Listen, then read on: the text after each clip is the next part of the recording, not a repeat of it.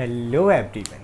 In previous lecture, we will cover the introduction or overview of white blood cells.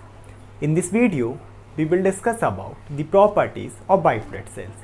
कि हमारी WBC की क्या क्या विशेषताएं होती हैं या फिर क्या क्या प्रॉपर्टीज़ होती हैं। तो हमारी वाइट ब्लड सेल्स रहेंगी ना, इनकी मेनली 4 प्रॉपर्टी होती हैं। Start from first property that is diapedesis. अब डायपिडेसिस क्या होता है, बहुत ही इजी भाषा में अगर हम बोले ना, तो जैसे अपन को पता था चाहे RBC हो या WBC, दोनों ही एलिमेंट है ब्लड की, जैसे कि हमने इंट्रोडक्शन देखा था। तो अब हमारे पास एक ब्लड वेसल, ये हमने बना ली ब्लड वेसल।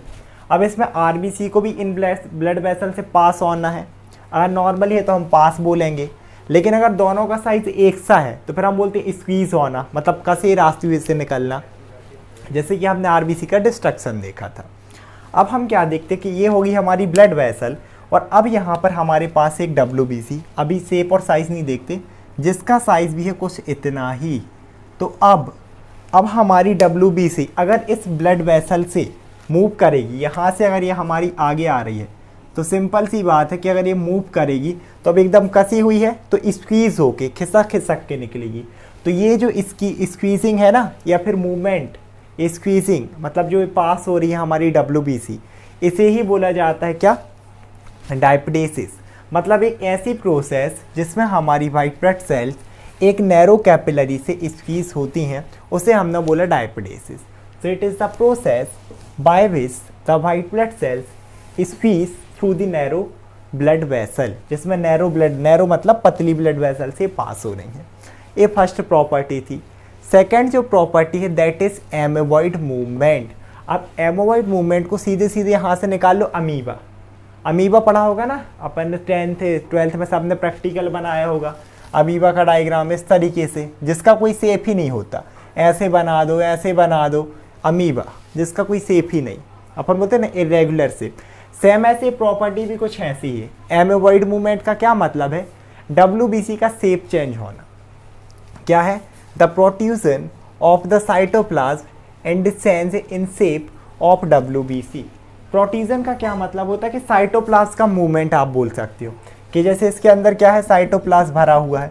अब अगर इस साइटोप्लाज्म का मूवमेंट आगे पीछे होने लगे, तो अब इसका आप लोग को शेप देखो, जो यहाँ पर कैसा शेप था, राउंड शेप, वो कैसा दिखने लगा, ओवल शेप, क्योंकि साइटोप्लाज्म आगे पीछे पुश हो रहा है, ये होता है प्रोट्रूजन। और उसके वजह से ही इसका जो शेप चेंज हुआ, उसे हम बोलेंगे एमोबॉइड मूवमेंट। और इसका रीज़न क्या है, ये इसी वजह से होता है। कहने का मतलब भाई, अगर हमें कौन सी प्रोसेस करानी थी, हमारी डायपिडेसिस, इसे इस नैरो कैपिलरी से निकालना है, तो अगर इतने डायमीटर में तो ये निकल नहीं पाती, डायमीटर बड़ा था, लेकिन क्योंकि हमने इसे ओवल शेप में कर दिया, तो देखो इसका डायमीटर हो गया कम। That is the importance of amoeboid movement. तो नॉर्मल भाषा में बोल सकते हैं एक ऐसी प्रॉपर्टी जिसमें WBC अपना शेप चेंज करती हैं, उसे हम बोल देते हैं एमोबॉइड मूवमेंट। तीसरी प्रॉपर्टी देखते हैं, that is chemo and taxis. फिर से ना थोड़ा सा बट को तोड़ते हैं अपन, एक है कीमो और एक है टैक्सिस। कीमो का सीधा मतलब है केमिकल से रिलेटेड, और टैक्सिस जो निकला है, ये निकला है टॉक्सिक सब्सटेंस से। इसे अपन देखते हैं कैसे।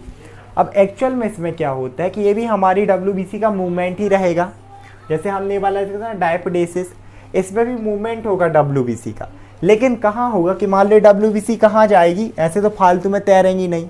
WBC का काम है डिफेंस का। तो सिंपल सी बात है, जब भी आपको कोई इन्फेक्शन हो या फिर इंजरी हो, या तो इन्फेक्शन हो या फिर इंजरी हो, तब क्योंकि अब वही इन्फेक्टेड एरिया में मान लो यहाँ बैक्टीरिया है, इसी को किल करना है ना, तो भाई यहीं पर जाएंगी हमारी WBC। तो यहाँ पर इनका ये जो मूवमेंट हो रहा टुवर्ड्स द इन्फेक्टेड एरिया, इसे ही हम बोलते हैं chemotaxis. The attraction of WBC, attraction word यहाँ पर लिखा, WBC अट्रैक्ट खुद होती है वहाँ पर। और ये अट्रैक्शन कैसे होता है, अट्रैक्शन किससे होता है कि जब यहाँ पर कोई इंजरी होगी, या तो इंजरी होगी या फिर यहाँ पर क्या होगा, कोई भी यहाँ पर इन्फेक्शन होगा, तो उस इंजरी या इन्फेक्शन से यहाँ से क्या होते हैं, कुछ ऐसे केमिकल सब्सटेंस यहाँ से रिलीज होते हैं, और वही केमिकल सब्सटेंस क्या करते हैं, इस WBC को आपके यहाँ पर क्या करते हैं, अट्रैक्ट करते हैं। और ये आपकी WBC कहाँ मूव करती हैं, towards the infected area. That is chemotaxis. और एक कीमोटैक्सिस, ये टैक्सिस मैंने बताया था ना, टॉक्सिस से निकला, क्योंकि ये सब्सटेंस होते हैं टॉक्सिक सब्सटेंस, केमिकल सब्सटेंस। इन्हीं केमिकल सब्सटेंस को हम बोलते हैं कीमोटैक्सिन्स। इन्हें क्या बोलते हैं? कीमोटैक्सिन्स। और प्रोसेस को हमने बोला कीमोटैक्सिस।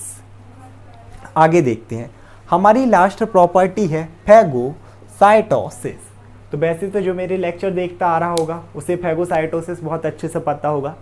अपन ने देखा था special type of active transport में pinocytosis, phagocytosis and receptor mediate endocytosis. फिर भी यहाँ पर है तो अपन एक बार देखते हैं।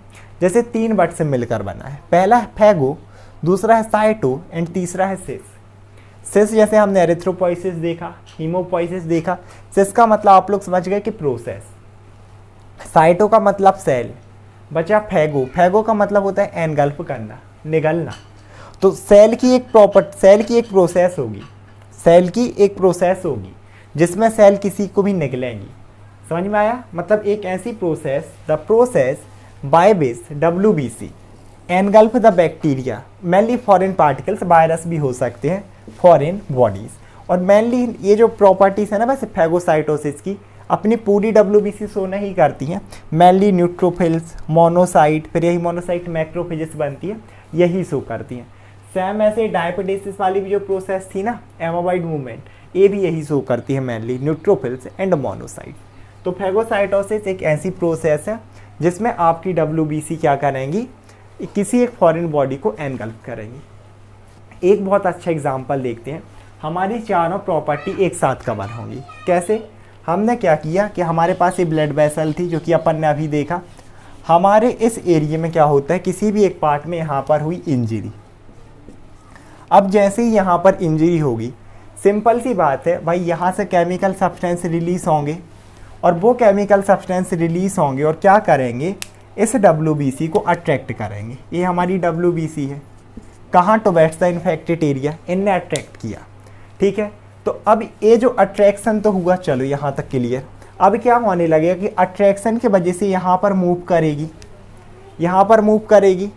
लेकिन क्योंकि अगर अपन देखें तो अभी डायमीटर बराबर है, इसीलिए यहाँ मूवमेंट हो नहीं पाएगा। इसीलिए यहाँ पर आप क्या होगा, साइटोप्लास्ट के थ्रू इसका शेप चेंज, मतलब इसका शेप कुछ कैसा हो जाएगा, समथिंग लाइक दिस, ताकि यहाँ से मूवमेंट कर सके ओवल शेप में। ये हुआ प्रोट्रूजन। और ये जो अट्रैक्शन चलते जा रहा ना, यहाँ से लेके यहाँ तक अट्रैक्शन, ये हुआ हमारा कीमोटैक्सिस, जो कि अट्रैक्शन है। और जब ये यहाँ से, क्योंकि ये एकदम और नैरो पास रहेगी, ये तो अभी भी दूर हो गया, बिल्कुल पास रहेंगी। तो क्योंकि जब ये कीमोटैक्सिस चल रहा, अट्रैक्शन, उसी टाइम पर ये स्क्वीज हो रही है ना, फिसल के जा रही है, दैट इज डायपेडेसिस। और जैसे ही यहाँ पर ये पहुँचेगी, जैसे ही यहाँ पर पहुँचेगी, ये क्या करेगी? धीरे धीरे से कर देगी एनगल्फ, और एनगल्फ के बाद कर देगी इसे डिस्ट्रॉय, दैट इज फैगोसाइटोसिस। तो एक ही एग्जाम्पल से आप ऐसे करके चारों प्रॉपर्टी को समझ सकते हो। आई होप आप लोग वीडियो समझ में आया होगा। Thank you so much everyone.